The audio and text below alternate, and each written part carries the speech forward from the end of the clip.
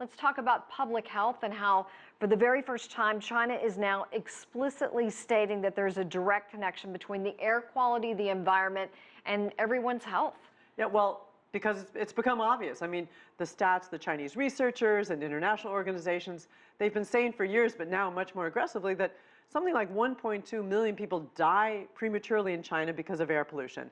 And you've had just in this last month, well, depending where you are, but 2 code red sessions here in Beijing where the air quality was so bad that cars were off the roads, factories closed, and asthma rates keep going up. So it's both a human health crisis and a political crisis. The public is very unhappy.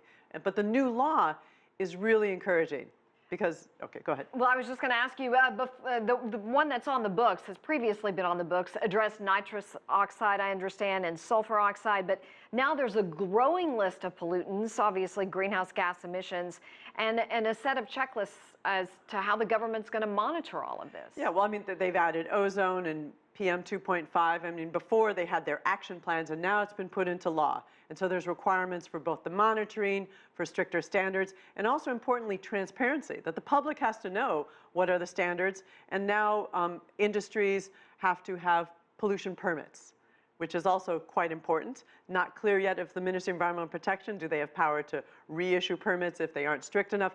There's a lot of good, goals in this new air pollution law, but also a lot of points that aren't totally clarified yet. I mean, and missing a few things. Like there was no coal cap put into this law. They say coal should go down, renewable energy up. They did say, though, that for the power grid, for the electricity, most of that has come from coal. Now they're going to have what's called green dispatch. So the utilities are supposed to let solar and wind first onto the grid to supply electricity. Let's talk about the shipping industry in China. This is huge. 8 of the 10 busiest ports in the world are in China. And now for the first time, they're being regulated. This is likely to cut down on greenhouse gas emissions. And regular pollutants. I mean, to give you a sense of scale, 26% of the container ships in the world go through Chinese ports every year. And a lot of the Chinese boats, almost all of them, have very high sulfur fuels.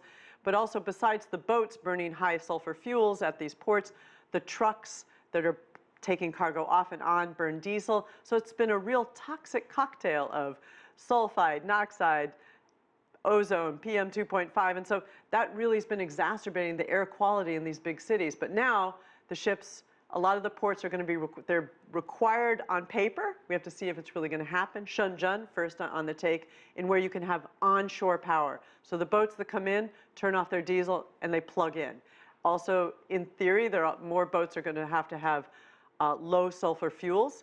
We have to see about the enforcement, because on this part of the air pollution control law, there's a little bit of fuzziness on who's actually going to be responsible for regulating these vessels.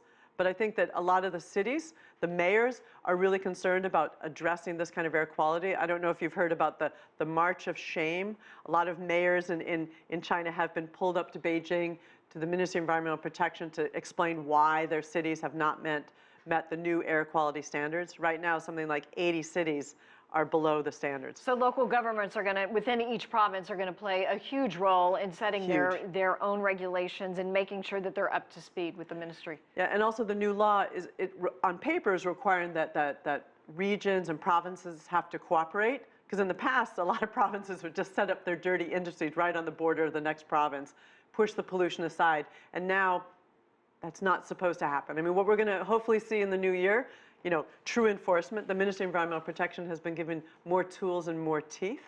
13th five-year plan. See how that's going to reinforce the 1-2 punch to take care of pollution. Well, Jennifer Turner with the Woodrow Wilson Center, we thank you and Happy New Year to you. Happy New Year. We appreciate it. Thank you.